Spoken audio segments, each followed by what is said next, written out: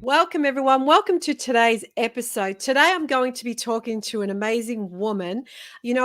Most of my guests, if not all of my guests, have some sort of story to share in their journeys. And this is why I love sharing these stories with you.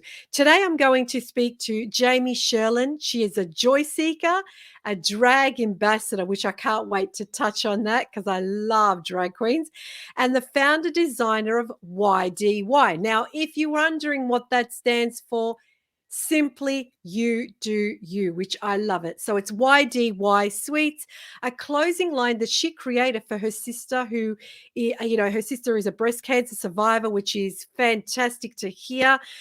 She lives in Wisconsin with her two children. When she's not working a day job, she's trying piles of clothes in a thrift shop. Those in Australia know that it's like your secondary shop. And sometimes you find some amazing clothes in there. And if not, she's screaming and surrounded by a bunch of queens. And I've had the pleasure of being around queens, and I believe that they're most authentic people out there as well. So having said all of this, let me introduce you guys to Jaimie Sherling. Welcome, Jaimie. Thank you so much, Grace. What a beautiful introduction. It was amazing. Like I said, when I read your profile, I was like, oh my God, I love tick, tick, tick, tick, tick. So, and I loved everything about it because it's just so versatile too. And this is what I love on my show.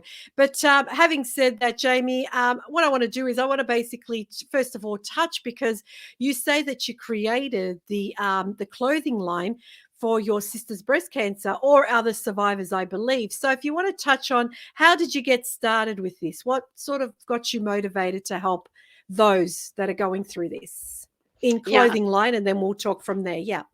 absolutely. So it is for my sister breast cancer survivors, meaning the larger community of survivors. Mhm. My blood relative sisters, none of them have breast cancer, I'm happy to say. So it came up in a very unexpected way when I had had a double mastectomy. I did not choose to have reconstructive surgery. And after that, I was initially wearing prosthetics and I wore them for months. And it was a way, I think, to transition from this is my new body, but people don't really know it's my new body because I can kind of wear what I used to wear. And then I had 6 weeks of radiation. And the radiation really burned my skin. And so wearing the prosthetics was not an option for me, at least. So I Mm. stopped wearing them, and at the time, I was working from home. I just had a big t-shirt on and put on lots of aloe and lotions, and it was great until I needed to leave the house and thought, "Wait, oh, I don't care," and just left the house and just had my shirt on, and either no one noticed or people noticed but didn't care, and I thought, "Oh, wait a minute, maybe I don't have to wear these prosthetics anymore," and I never really had to, of course, it just seemed like Mm. the thing to do. And so I didn't wanna wear the prosthetics, but then when I put on my clothes, they didn't fit right, and I think someone only would understand this if they are in our shoes, being that the V's are too low, they're darts that you don't want, and the clothes, for the most part, women's clothes are made for a person who Mm. has breasts, and so if you don't have them, they're not gonna fit maybe the same way. And so I was searching and searching, and at least to my knowledge still, there wasn't a clothing line that was made specifically for us, like, it just didn't Mhm. exist. And so I thought, "Well, maybe I could do this." And so I had posted in social media and some groups with other survivors saying, "If I did this, would you be interested?" And the response was amazing. I did not and still do not know how to sew, and I didn't wanna learn. So but I knew what would probably work, like, I knew what fit would work, I just didn't know how to make it happen. So I ended up meeting with so many people. I met clothing designers here where I live, met with people at the local college, and just learned a lot, and I ended up getting connected with a pattern maker after I connected with a dear friend who is a seamstress. She made my prototype. Then I met with a pattern maker. So then the idea is that the clothes could be reproduced from working with her. Beautiful. That is so great to hear because there are so many women who decide, to get the double mastectomy, but then they don't do the reconstruction. So, and it's exactly what you said. And just touching on that quickly, there's a lady that I interviewed, Christine, who actually now don't I can't remember 100%, but it was either like a wrap or like a ribbon of some sort. And she decided to wear it like a boob chew top, so to speak. And Mhm, that's what she does. So, and she pulls it off, like, you know what I mean? Because, like you mhm, said, most clothes are made in a situation where you got some room for the breast, things like that. And, right. you don't want things just bouncing around and there's nothing holding it. It just looks uncomfortable, looks weird. Then, and the thing is, society can be fantastic, but society can be very judgmental, and they're always looking, what's wrong with her? Nothing's wrong with me, and Mhm, mhm. so that's fantastic that you started that. Now, just going back with your cancer, in what year were you diagnosed with your cancer? And if you are, obviously you are, not if you are a cancer survivor, how long have you been a cancer survivor? So I was diagnosed in 2018, in the spring of 2018, Wow. and I had chemotherapy, I had radiation. My port was removed in September of 2019. And this is the awkward moment for me because I don't know how to walk this line because I am a Hmm. survivor, yet I have a diagnosis again. So I now have metastatic breast cancer. So I'm Hmm. actually in treatment again. So Hmm. yes, it's like, yes, I'm a survivor and I'm a patient. So I am Yes. in chemotherapy right now. That is Hmm. why, for those of you who are looking at a screen seeing me, that's why my hair is so short. This usually is, Mm, I usually don't have short hair, but mm, and I had done wigs and all of the things, but now it's seeming like it's growing back, at least for now. mm. So that's where I am right now. Well, look, as I said, every day that you end up waking up and being on this earth is a day, nevertheless. So, you know what I mean? And it's a Mhm. blessing. So, you are a survivor, and every day you will thrive to just be the best version of yourself. That's what I always say to people. This is part of the journey in life. Don't give up, keep moving forward. And touching on that, the thing is, I know that for myself, obviously I didn't have to have a double mastectomy, neither one removed, nothing like that. I caught my cancer very early. Therefore, I chose a different treatment, but that's why I always say disclaimer.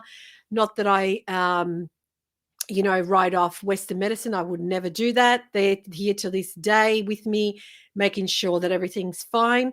But it's about the process, regardless which way you choose to go. So, having, seeing you already, just getting to know you in the last sort of 7, 8 minutes, I can already see the type of person you are, and you're a type of person who moves forward. So, what could how could you inspire others who have just been diagnosed? Or, like you said, you've gone through it in 2018, and then guess what? We found something, we need to do treatment again. So, what would you recommend for someone who's going through that? I would recommend leaning on whoever you can, whoever that might be. Maybe it's a partner, maybe it's someone in your immediate family, maybe it's a best friend.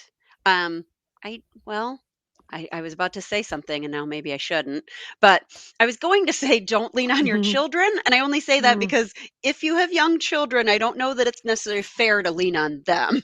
If you have adult children correct. and they can Mm, handle it, then and you have that relationship, then sure. I mean, when I was diagnosed back in 2018, I do have 2 children and they were like early teens, tweens.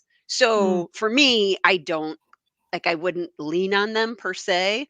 But my mhm. best friend has been Iraq. She was there for me in 2018. She's still there for me now. And Beautiful. for me, I've learned I can feel supported in a lot of ways, but I think and this sounds maybe doesn't sound very nice, but some people might just be better at supporting you than others. Mhm, Meaning and that can mean whatever it is for you. Like for me, I need to be completely honest. So if I'm having a terrible day, I want to say I'm having a terrible day and the person can just say, "Oh man, like I'm sorry you're having that terrible day. I'm here for you. Whereas someone who might say, "It'll all be all right, and don't worry," and the whole toxic positivity thing, that is not great for me. Now, am I saying those people aren't my friends? Of course not. Mhm. But I might Mm. just choose who I tell what to and who I really lean on the most. Yeah. Yeah. And I agree. I agree because you go through when it's quite interesting. We always discuss it. It doesn't matter what sort of big event you go in your life, you find that the people who you thought could be your rock end up unfortunately not so much and that's okay. Where, like you said, it's not that you're condemning them, but it's like, wow, okay, all right. And then you find others that reach out, you think, oh, it's a personal, I guess it's a when I say it's an individual who doesn't know what to experience, what it feels like, doesn't know what to say, what to do. And sometimes, yeah, like you said, you don't want those gun ho, yes, get up. No, no, no, no, no. It's like, today I don't want to get up. I want to just stay in bed. I want to just think. I just want to be, and allow me to be that. Mhm, And that was the same with me, even though my husband had me up every morning out of bed regardless. But I knew what he was trying to do. He was just trying to break that pattern because he allowed me to go there, but he didn't allow me to unpack my bags and stay there. So, you know what I mean? And that's all it mhm. was. So it's not that someone was just pulling me out of it, because if you don't deal with it, it's going to come back and remind you later on in life. And that's when it's going to hit you like a ton of bricks and you're going to go, oh, I didn't process this. So I quite like the way you said that, because it's truly important to have the right group around you. I always talk about my dream team, which was a group of people in my corner, and things like that, which is really, really, sort of important. But going forward now, so what are you doing in your life going forward to help you through this journey? I call it a journey because that's what it is. It's part of the process. It's not a Mhm. problem. It's what it is. Let's move with it. Let's grow with it. So, what are you doing for yourself these days? Well, first, I want to comment, when you say your dream team, I would call them my inner circle. Perfect. So I have Yes, my inner correct. circle. I have lots and Mhm. lots of friends, and then I have an inner circle. Mm. And I feel like now it sounds so cliche and nothing earth shocking, earth shattering, but just living life every Mhm. day. Think and feeling all the feelings all the time. I am a very, very emotional person. I know I am, Mm. Mm. and I'm okay with that. And I think sometimes we feel, it's not okay to be sad, or it's not okay to be mad, or it's not okay to be Mm. this. And I think that's garbage. I think however Absolutely. you're feeling, you feel it. And like you said, if you don't deal with your feelings, they're not really going to go away. Mm-mm. They'll stay there, and it'll probably manifest as something a lot worse. So, just taking each day, it really is one day at a time, and feel how I feel, lean on the people I love, find Mm. some joy. That's where drag comes in. I really love getting Yes. to see drag. It brings me a Yeah. lot of joy. Yeah. And having said, it's quite interesting because laughter is the best medicine. I know, again, like you said, it sounds like a cliche, but it is. It is. And it's actually been scientifically proven that laughter is good for the person. So I'm not saying that you're laughing at a drag queen, but you are interacting at such a positive, happy, it's an amazing feeling. Like I said, I also got to be around drags and I'm like, "Oh my god, I could spend my whole day around them," because they're amazing, like they're just, they have their own little, downsides as well, but when they present, it's there for entertainment. It's there for everyone to just reconnect as one and just have a great time. So I really appreciate what they do. Like I said, I don't take the mickey out of it. I don't make fun of them, um, because I know that they're obviously going through what they're going through themselves. But whatever it may be, because society judges them as well. But I love them, and like I said, I actually used to live with a partner, male partners, and one of them used to dress up as drag, and I was like, oh my God, you look amazing. But and I think that's what, that's really good to hear, that you're just moving forward, you're loving life, you're creating the best life you can, because that's what it's all about, taking the best out of life, taking everything, taking it. You deserve it. Um, so, you know, some of the questions you had here, um, your career. So talk about your career. Actually, that's what I wanted to talk about. So touch on that. What is your career path these days? What are you doing? What is Jaimie doing these days in career wise? I am a campaign development manager. I work for the Leukemia Lymphoma Society. Hmm. So, yes, pretty much all of my life is cancer related, whether I like it or not. But I joined as a volunteer years ago. I have a brother, Corey, who was diagnosed with lymphoma. Hmm. And after his diagnosis, I joined as a volunteer. So I was a volunteer for a couple seasons, and then right place, right time. I joined the team, and now I've been there for years, and I actually just switched roles. So I'm now supporting a campaign called Students of the Year. So I get to Hmm. work with high school students and the teams that they create to fundraise for the Leukemia and Lymphoma Society. Yeah. So what do you do? What do you actually do at the schools? Are you educating them? Are you getting students to sort of like, understand life, or what are you actually doing when you go and visit? Because I think that's amazing to start at schools. Thank you. Right now, we are Mm, not in schools, the mhm. world as it is. And I Correct. started Yes. a week ago. So I in 2 weeks, I might have a lot more to say. Mhm. Okay. That's okay. That's all right. But I love the way that when we go back and we educate the people, the students, we start off with that. I think it's an awesome opportunity, because when we start off with the people at school, you're already educating them about life in some way. Because I know academics is what is necessarily, but I think we should teach life as well. So I think that's Yes. a great idea. So It's yes, a So exactly. I'm teaching them and supporting them about fundraise, so how to fundraise. Some of Mm, them have never done any fundraising in their life. So whether that means crafting a letter that they're sending to people they know, sending out emails, using social media, and then from there supporting them along the way, cheering them on when they have those wins. Oh my goodness, I just received $100 donation. That's amazing. And cheering them on. And then continuing to brainstorm more ideas. Okay, you sent the letter. Okay, you posted on social media. What else? Are we going to do an event? And I actually hosted a drag show benefit over the weekend because my mm, teenager is an honorary candidate this year and I was on their fundraising team. So we had a drag show perfect. benefit over the weekend. Beautiful. Oh, wow. So speak about that. So how did you get into loving drag so much? Because I mean, I know I did, because I worked with one of the guys, and then I ended up living with them for a while. So I was sort of introduced that way. What about yourself? I was introduced in a unique way, probably for most people as well, because I met the first 4 people who are drag queens. I met them not as drag queens, I met them in their male presenting state. So I was in Mhm. a musical in a local theater company nearby to town, and the choreographer happened to be a drag queen. I don't even know if I knew that along the way. After the show was over, Josh sent me a text and said, "Would you like to be a backup dancer in a drag show pageant?" Oh, And wow. I had That's never awesome. seen a drag show before. I had never seen an episode of RuPaul's Drag Race. I knew that drag existed, but I had never seen it. And of course I said, "Well, yeah, yes."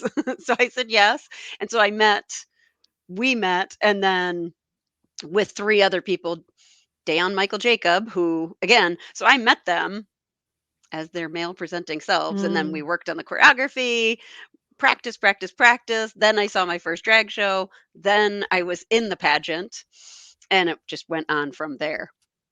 Wow, so that's what I mean. It's just I love hearing stories like that, because exactly, I met, I can't say he's a friend, because I haven't seen him in probably years, but I met him working with him, and like I said, I just thought they were not, just any other, I'm not going to say, normal, but any other gay couple.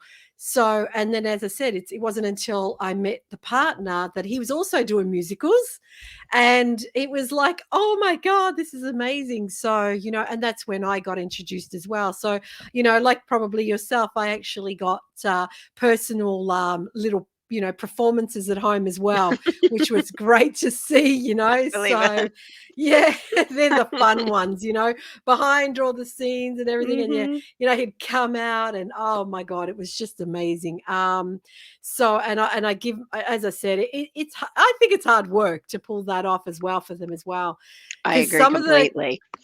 you know but again, I mean, someone listening is probably going, why are they talking about drag queens? We're talking about part of being one in life, going out there and enjoying your life and doing and seeing and being with whatever makes you happy. That's, Mhm. I guess that's what I'm trying to put out here. And this is what I love about it because, as I said, I'm seeing I'm seeing your characteristics come out, and I'm seeing how amazing you are as a person, because you're not allowing your present situation stop you. You're going with it. And this is what I want people, this is why I have people like yourself on the show, because I want people to see you and go, wow, this woman inspires me. Because she just last week she just did an event, and in 2 weeks she's probably going to do something else, and then she's going to do, I'm doing that. You're not running away. You're not escaping. You're just living. Does that make sense? Mhm. Absolutely. Yeah. One And of I my really like favorite that. one of my favorite quotes from a movie is "Get busy living or get busy dying," which I know can seem very morbid, but at the end of the day, and I'm still here, so I'm Eh, gonna do the best I can to live. Correct. Look, the thing is, none of us know. None of us know. Mhm. True. Yep. So I always say that you could survive this and then walk out of the clinic. They're going to go, you are free of cancer. And then you get hit by a truck. You just don't know. You know what I'm saying? I Mhm. hope it I doesn't do. happen, touch wood. But what I'm trying to say is you just don't know. So why not? Exactly. I agree with you. Instead of waiting, live it. So, and I think that's really great. So, one of the other questions you have here, which I'm sort of not going in order, as you can see. But, so obviously you, prior to COVID, you like to travel. So was there any places that you look forward to traveling? I'm not sure if the US is open to other countries, and things like that. But are you thinking of traveling? And if so, whereabouts is, or what's your favorite spot to travel and have a holiday? My favorite spot ever, it's where I was born, is New York City. It is my absolute, Mm. absolute favorite place ever, and I did go there in August of this year, and it was the first, and Oh, it had beautiful. been almost 2 years, which for me is too long. I usually go at least once a year, and so going Hmm. almost 2 years was not good for me, not good for my mental health. So I went in August and I was there for 48 hours, but it was worth it. Mm. And Yeah.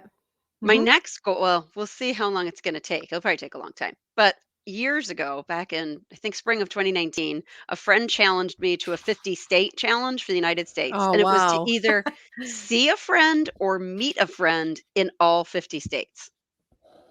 Oh, wow. Wow. I actually like that, because my husband just found a gentleman who's got this 75-day sort of thing that you do. And one of them is talk to a stranger. And I Mm. thought, that is so good, because we don't do that. We don't do that. We don't, as human beings. And who's to say you can't find a friendship by talking to someone?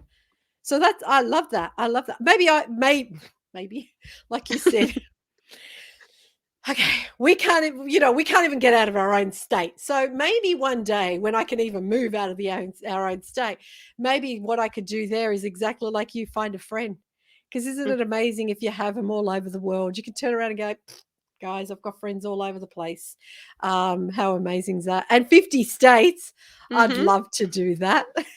Well, that's the I'd goal. love to be, I'd love to be on that journey with you. If I could come to the US, I'd be like, okay, Jaimie, let's go. I'm going to meet someone as well. Let's Fantastic. go. Let's go. Where are we going next? sounds amazing, but it's great. So, but why do you believe for you, why would it be such an amazing thing to do to meet someone and become a friend from around, other states in the US? Just I am the one of the highest extroverts I think ever. Mm, I get energy from being with people, and as mm, of right now, I'm working from home. I was working from home long before COVID. mm. So that's part of why I had such a good social life, because I had my days that I was alone all day, but then at night, that's when I would see friends or go out to dinner and go to a drag show. And so Mm, then COVID threw that through the ringer.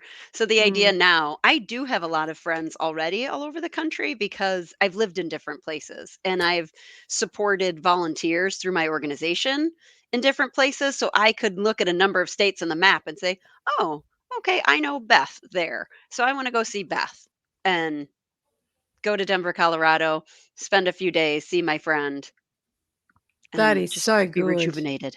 Yeah, that's what I mean. It's so good because yes, we all know the COVID, a lot of people say that co- a lot of people say that COVID created mental issues, and in my un-PhD opinion, um, I believe that people had underlining issues and COVID just brought them up. I'm not saying it's mental issues, it was just issues. And obviously, being, on your own, where you're not bouncing around and things like that, you had to sit with yourself and deal with it. And a lot of people didn't get the support when that happened, which is a shame. And that's the thing, too, because political view on a side, and whether you believe in it or not and things like that, it's everyone's up to, it's their own opinion. But human connection, we were put on this world for human connection. We were put on this earth to be able to communicate, to be able to express our feelings, like you said, to one another. There's no point staring at the wall and telling the wall how you're feeling. It's great to Mhm. express it. And I could get so emotional speaking about that because, like you, I get emotional. I'm like that too. But for me, it's important. It's important to have that. And I would say I'm an extroverted. I don't think I'm an introverted. No, I No, couldn't say I was. I probably wouldn't guess that either. Well, and you just made me think when I worked with a therapist during the pandemic, thank goodness. And, Yeah. we had a relationship before and then kept working together during, which was great. And I was really struggling with just not being able to be with other people for so much. Mm, And I sometimes was upset at myself, like, why is this so hard for me? And I won't quote her perfectly, I wish I could, but she said, "What we are going through right now is just against who we are as humans." I thought, yes. "Whoa, yeah, when you put it that way, that's why I'm struggling." Yeah, yeah. And look, I'm just touching on that. Like, if people are listening or watching and they're in a country where it's, they're in a lockdown, but they're going through a treatment, like a cancer treatment and things like that. They can't be surrounded by family because, the whole maybe they might get COVID and things like that. How can they reach out to people? What would be a suggestion you would make where people can actually feel like they still have that connection? What could they do? I think it's different for everyone. I feel like whatever they can think of that might bring them joy, that's what they should do. Because so I Mm, will say I did some virtual calls, and thank goodness, things, some of the streaming platforms and things that allowed us to be connected were great. But I will also say that there were times that some of those virtual events, it made me more depressed. mm, And I remember telling some of my queen friends, and I just said, "I love you and I support you and I love your drag, but I'm not going to watch any of your virtual things for a while because it's just reminding me how much I miss this." So that wasn't mm. helpful.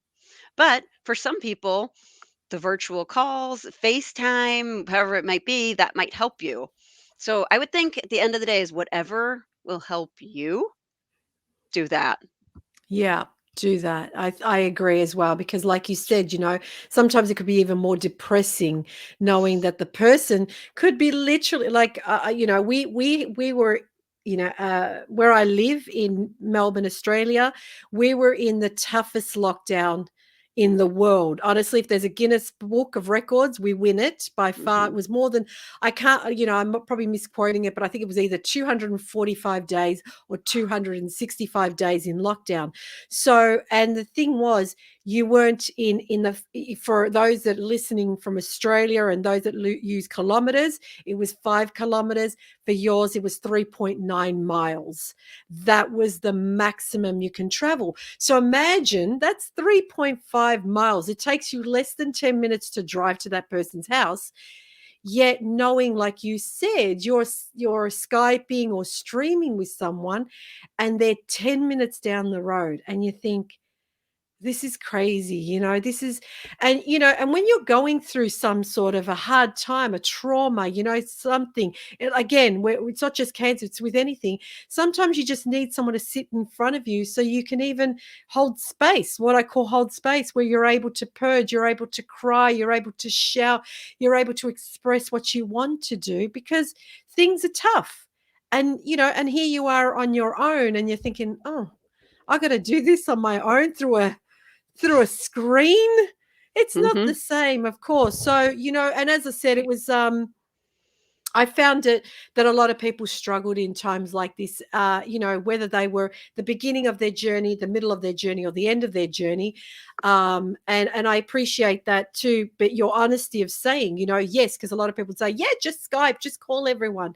But it depends. It depends. If that's great for you, fantastic, great. Mm, Lean in, do it a lot, great.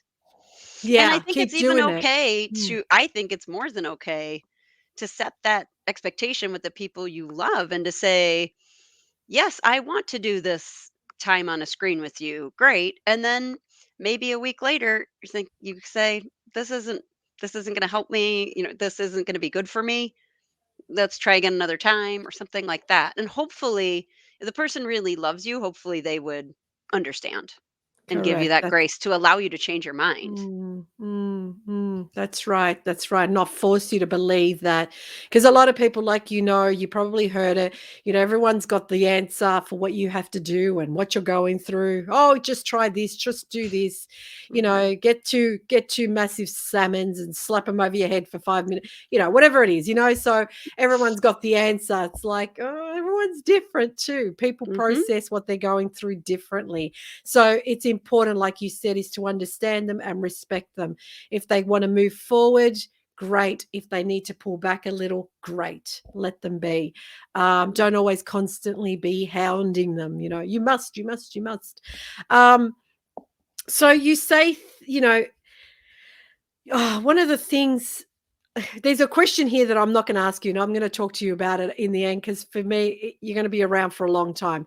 Okay. Yeah. So when I saw that, I was like, yeah, nah. So that doesn't fit in my category. But I like the thing where you said, "How would your friends and family describe you?" I love that because so far I've already made a conclusion of how I perceive you already. And it's fantastic. I always say to people, I have a sixth sense about people, and it's not seeing them dead. I just connect. Yeah, no, I don't have that ability. But I connect, you know what I mean? And I Mhm. see it. So, you know, how would they describe you? My friends would definitely say I am very energetic. I am loyal, and I think a lot of them would say I'm pretty fun. Yeah. And what about and what I believe so, everything you've just said. And your family, do they think you're over the top or they think that you're a wallflower? They think I'm over the top. They think I'm over the top. I think they don't maybe understand my love of drag, and they're kinda like, "Hmm, okay." Like, they just don't get it, but I think also they don't have an experience with it, so they haven't Yeah. seen it for themselves. Ma Well, maybe that's an invitation right there. Just tell them, by the way, here, meet me here. Don't tell them why. Because a lot of people, again, that, we talk about the misconception. People Mhm. have this idea of what it is. And it's like, oh, especially, I mean, not especially for men, but some men think, oh, they're going to make a move on me. No, they're not. It's okay. You're safe. You're probably safer there than if I sent you off to some, you know, madhouse where some chicks are having a hen's night. You're not probably, well, they'll probably like that more, but you know what I mean? You're not safer there. You know what I mean? It's like, trust me, You're fine. yeah, it's okay. They're not like that. They don't just go grabbing and touching everyone, No, and definitely not. you know, Not that I've and seen. that's no, and I haven't either. I haven't No. either. Living with them as well, they never did that. I never, they never got out of showers naked in front of me, or neither did I. It was just all private things. It was just people Mhm. being people. Humans Right. being humans. So, so. I'm just trying to sort of, because I really want, I really want to bring out your essence, and I really want our listeners to really get to feel and see you, because you're inspiring. You really are. So, how did you go through the first diagnosis, and then obviously you come out of that? So were you diagnosed pretty much a year later, or a couple of months later, No, or it was about, well, from September 19 was when my port was out. I wasn't in treatment at all anymore. Mhm. And then it wasn't until really about maybe June of 2021 that the Oh, diagnosis okay. happened. So it was Right. almost like a year and a half, maybe, if I can do that math in my head. Sure, sure. And was it just via a general checkup that it was found, or were you feeling anything, symptoms or anything? Well, I give my oncologist all the credit in the world. I love him as a human. And I was having a lot of back pain, Mm, and I didn't I did not make any kind of cancer connection at all, just because, well, I had breast cancer, I'd had all the mm, treatment, I don't have breasts anymore, and being, yes, we're in a pandemic, so maybe I'm not moving as much anymore. Maybe I'm getting a little older, but I think that's trash. I'm still very young. So mm, I didn't really know what was happening. And I was seeing a chiropractor, getting some help, but the pain wasn't going away. And then I did have regular blood work. So I was just, you get checked at various mhm, points in time along the way. And the mhm, funny thing was, my blood work was fine. And my oncologist, just being the lovely human that he is, just said, how you doing? What else is new? How's life? I said, "Oh, oh, my back hurts all the time, but other mm, than that." And he thought, "Whoa, whoa, whoa!" And I'm sure that was a huge flag for him. And then mm, fast forward, then having multiple tests, and then find out that so there was a tumor wrapped around my spine, which makes sense that that's why I was having the back pain. And then I have mm. some lesions in my liver as well.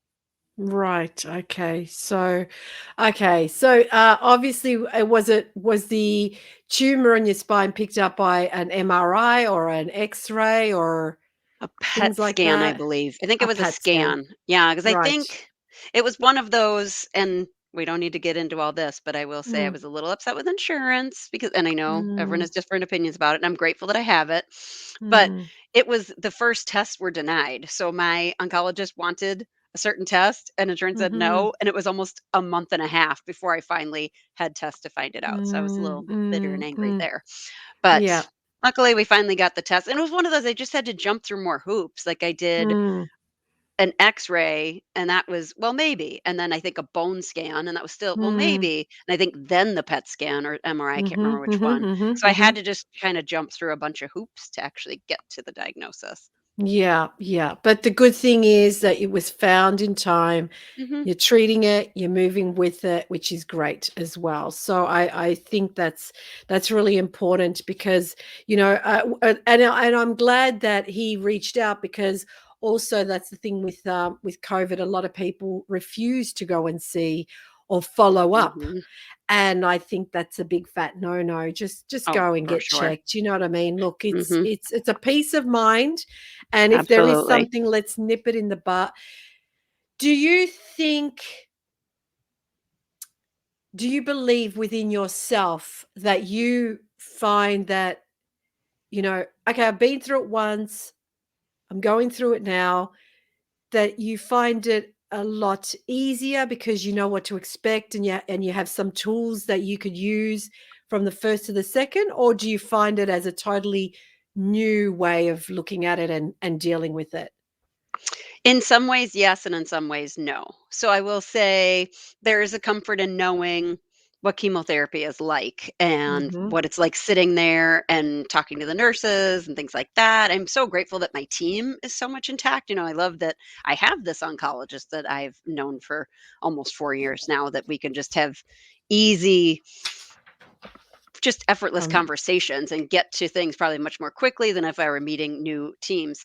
That being said, I do find that metastatic breast cancer is definitely a different beast than the cancer, even though I had breast cancer before. mhm. The first diagnosis, my oncologist made a plan and we never diverted from it. It's just still amazing Mm, to me. It was this many weeks, boom, boom, boom. Everything happened to the letter. Whereas now it's a bit more trial and error where it's, well, we'll try this and then we'll see. And then, we're kind of like just batting the cancer away. Like I have to sign things that say that they're trying to stop the spread, but I don't actually sign something that says they're trying to cure me, because they're really not. Like I will likely be dealing with this for the rest of my life. So that's mm. very different. Mhm, mhm. Yeah, yeah.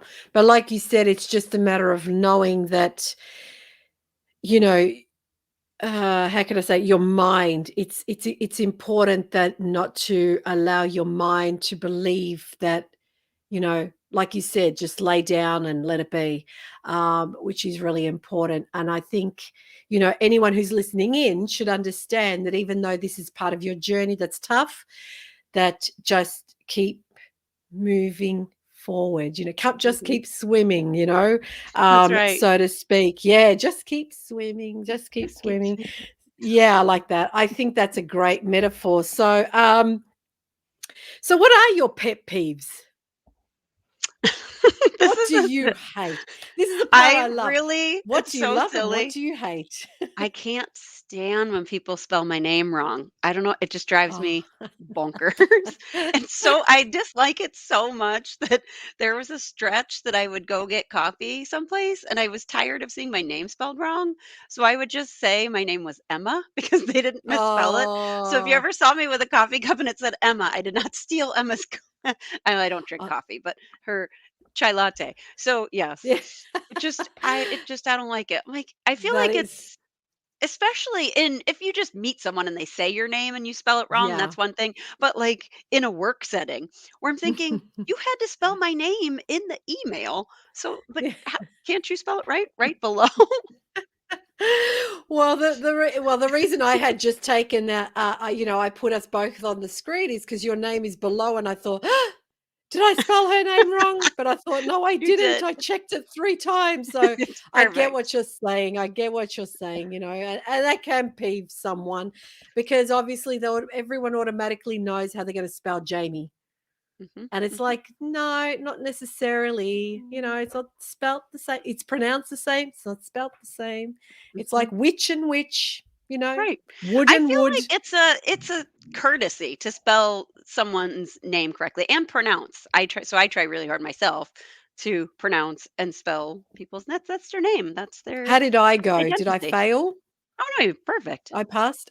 You sure did. Yeah, it's flying colors. Shoof. That was close. But that's what I mean, and I get it. So we saw something you peeved, but I'm going to ask you, what's something you love? Something I love. People you can be yourself with and laughing a Mm, lot. And there are a yeah. few people in my life in particular that it doesn't, and we could be going through a hard time. Well, not like together as our own personal relationship, but like in our lives, we could be going through something really hard or struggling, but yet we still have a way of talking that we end up laughing or end up just being there for each other.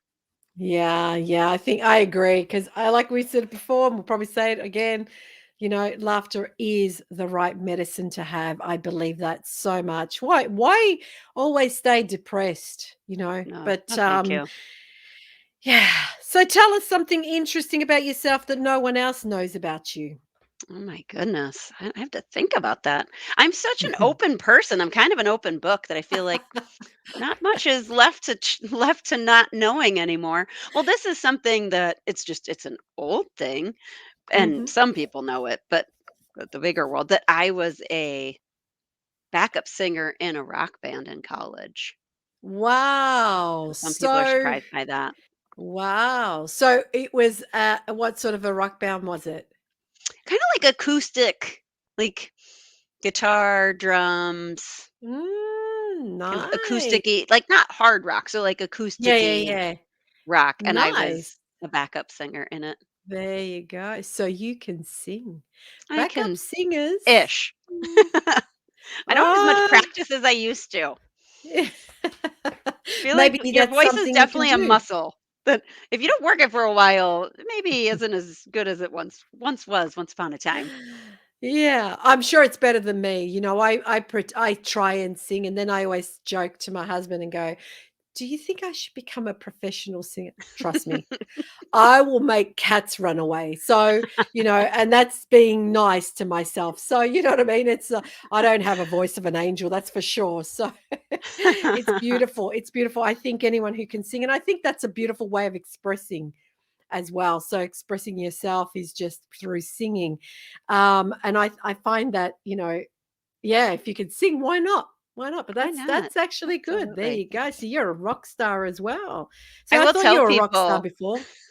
I'll tell friends and or brand new acquaintances if we sit together at a show, at a drag show, and I say, "Oh, if you wanted to sit with someone who didn't sing all of the songs, you're with the wrong person." Yeah, but the 'Cause I thing do. is, you got to remember you have the voice that can back it up. There you If it go. was me and I said, "Hey guys, if you don't want to have someone sit next to you who's going to sing all the songs," I think the moment I started, they would have went, "Can we have another time, please? Yeah, so can we just move on? Let's just sit on the other side." And yeah, so I can't sing. It's really funny because, sometimes I have these AirPods in and I'm in the car and I'm singing along. And for some reason it switches off and I hear myself and I go, "What is that sound? What is that noise?" Oh, it's Where is me. that noise coming from? Oh my Uh, goodness, this is horrible. So, what is one thing that you can do, say, or be to help inspire others to be like you? Oof, that is so tough, and I actually really struggled. I will say struggled because it's not as hard as it used to be, but for a Mm, long time, it was really hard to hear, "You're inspiring." So I thought, "No, no, I'm not. I'm just living my mm, life. I'm just living like everybody's living. I'm not doing anything differently." And so I am working on just embracing that, and that maybe I am inspiring to people, and to not be, I don't know, ashamed. I think we're raised, maybe as women, I think more so than men, that you want to be humble, you want to be, mm. you don't want to be too full of yourself, so that modesty is like, no, no, no. But to think, no, maybe I am pretty great, and maybe someone going through a really hard time think, okay, all right, she has treatment in 2 days, and yet she just hosted a drag show benefit, and she's still working and doing the best she can. So if she's doing the best she can, I'll do the best I can. Yeah. And I take my hat off because that's exactly what sort of people we need in the world. And it's not because of the journey you're going through now. It's the part of your life that you're living it. So, and I think, and as I always say, it doesn't matter what trauma you're going through, just, keep moving through it, just one day at a time. All you're trying to do, I believe, is just be a better version of yourself that you were yesterday. You're not trying to reinvent the world. You're not trying to, you know, fix the world. The world needs to fix one day at a time. We can't be there for everything or everyone, but that's what people need to look at. And I think you are inspiring because not many people, I would say, know what you're going through because you're not wearing a logo, if that makes sense. You're not No. branding yourself. Look at me, poor me. And you can have your tough times and you're allowed to have your tough times. But you're not branding yourself as that. You're just saying, you know what? I'm going to get up, I'm going to work, I'm going to do me. I'm going to enjoy myself. And I've got appointments on this day, but the next day I'm going to book something else, Hmm. and Absolutely. things like that. Yeah, because And that's something I could ask you as well, because I found, believe it or not, at one stage the fear got to me before the cancer, more Mm, than the cancer, and I stopped living for 6 months with fear. It just had me by the throat in a corner, and I remember thinking to myself, God forbid if I was taken off this earth any other way. The last six mhm. months, I lived it in such a crappy state. I didn't live. You know what I mean? Mhm, mhm. And instead of making plans, I wouldn't make a plan from today till tomorrow. That's how much fear had control of me. But if I ask the question to you, I believe, because you've already said it, I'm sure you've got day goals, week goals, yearly goals, whatever, going forward. And how important is that to have that for yourself? Might surprise you that I actually don't right now. Mm-hmm. I Mm-hmm. think I had my big goal was writing a book because I was in it and I was so far down the road in that process that I have to finish this. I have to finish this. And so I did. And there was a little bit when it was done thinking, oh, okay. So, oh, I did that. I wrote a book. Now what? And knowing that you never know from one day to the next, that I have less long-term goals, but it's more short-term. And for me, that's Mm. better. Like I like to think of, things to do or things to look forward to, even maybe 2 weeks to even a couple months in advance, but further than that. And I think COVID has made that a challenge because Mm. we've made so many plans that then this got canceled and that got canceled and we can't Yeah. do this and we couldn't do that. So the idea of planning something even 6 months from now is like, no, I would rather not. But if I Mm. plan more short-term things or have short-term goals, and the short-term goals probably do lead to something bigger, but just not making a big declaration about it. Yeah, and I think that's important too, like you said, and I like how you used, it's not because of your journey, it's because of COVID that you're not, Mm, and it's with mhm, everyone. It's with everyone. I know people who love to travel every 6 months who are saying to me, Grace, I ain't moving. I just don't know if I'm allowed, or I can get mhm. back home and things like that. Right. So Mhm. yeah, so it's like having a lemonade stand and you can't have it anymore. What are you going to do with your lemonade? Got to recreate it, do something else, make, lemon palm, for your lips or something, or creams with lemon in it and things like that. So, your book, let's plug your book. So, what's your book called? My book is called From Queens to Queens: How the Madison Drag Community Saved My Life. Okay, and it's available because I'm gonna put all this for our listeners and our viewers. The link, so Amazon, it's available on Amazon. It is. And Beautiful.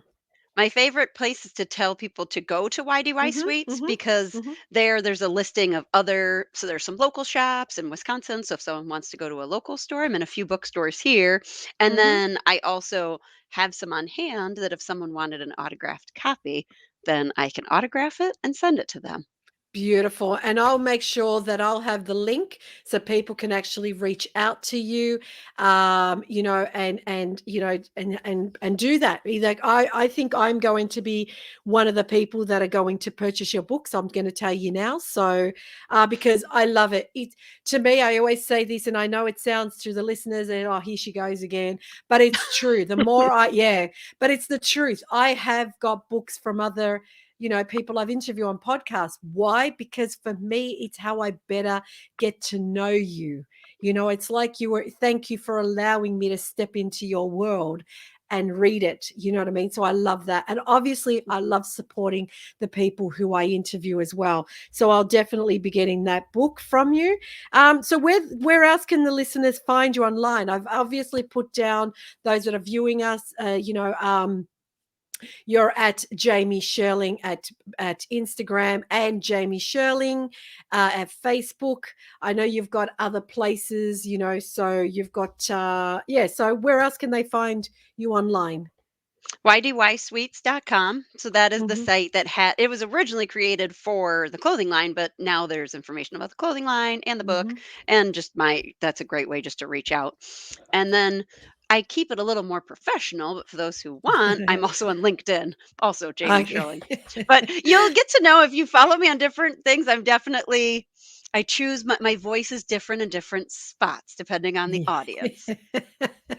I know what you mean. I know what you mean. You just got to put different masks on for different, and it's not a bad mask. It's just, No, how to be. And I really like that. So go to YDY.com. And you, like you said, you'll find the t-shirts, you find the books and find everything else there, which is amazing. I've really appreciated our time here, Jaimie. Is there anything else you want to say before we leave? I just want to thank you for having me, Grace. This was a wonderful chat. You just made me feel so warm and welcome, and we laughed. So Yeah. we can't do better than that. Absolutely, and I agree, and I thank you. And as I said, I look forward to connecting with you, staying in contact with you, reading your book. We can actually do another podcast if you wish to, and we can discuss the book as well. So, which would be great because I love to do that as well. Read about the person and then go back and go, oh my god, this book. And like my husband says, I don't even know why you take it out of the wrapping because you finish it in a day.